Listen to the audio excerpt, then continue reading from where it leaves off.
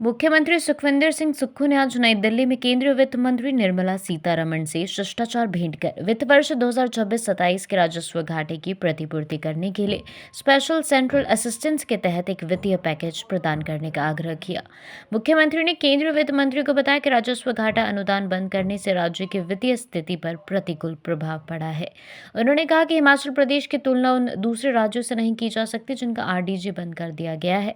बड़े राज्य आरडीजी बंद होने से उत्पन्न स्थितियों का सामना कर सकते हैं, लेकिन हिमाचल प्रदेश की अर्थव्यवस्था इस स्थिति का सामना करने के लिए तैयार नहीं है। सभी राज्यों को एक ही पैमाने पर आंकना सही नहीं है। उन्होंने कहा कि नागालैंड के बाद राज्य को आरडीजी का योगदान के रूप में लगभग 12.7% प्राप्त होते थे, जो दूसरा सबसे ज्यादा है। उन्होंने इसे बंद करने के निर्णय को कोऑपरेटिव फेडरलिज्म की भावना को कमजोर करने वाला बताया। उन्होंने कहा कि भारत के संविधान का आर्टिकल 275 एक राज्य को ऐसे अनुदान देने का प्रावधान करता है जो उनके राजस्व प्राप्ति और व्यय के अंतर को कम नहीं कर सकते। उन्होंने कहा कि यह पहली बार है कि वित्त आयोग ने छोटे पहाड़ी राज्यों के विकास की आवश्यकताओं को पूरी तरह से नजरअंदाज किया है। उन्होंने वित्त मंत्री को बताया कि प्रदेश सरकार द्वारा पिछले 2-3 वर्षों में व्यय को कम करने के दृष्टिगत कई निर्णायक कदम उठाए गए हैं।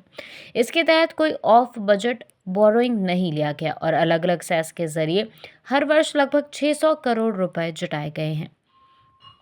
उन्होंने कहा कि जीएसटी की वजह से भी राज्य के राजस्व को नुकसान हुआ है। प्रदेश सरकार आवश्यकताओं के अनुरूप टैक्स रेट बढ़ाने और सब्सिडी के युक्तिकरण जैसे उपाय लागू करने के बावजूद राजस्व घाटे के अंतर को कम नहीं कर सकती है। मुख्यमंत्री ने केंद्रीय वित्त मंत्री से पहाड़ी राज्यों की अर्थव्यवस्था के सही आंकलन और सुधारों के दृष्टिगत एक कमेटी बनाने का अनुरोध किया। केंद्रीय मंत्री ने राज्यों की मांगों पर सहानुभूतिपूर्वक विचार करने का आश्वासन दिया। बैठक में मुख्यमंत्री के प्रधान सलाहकार राम सुभग सिंह और प्रधान सचिव वित्त देवेश कुमार उपस्थित थे।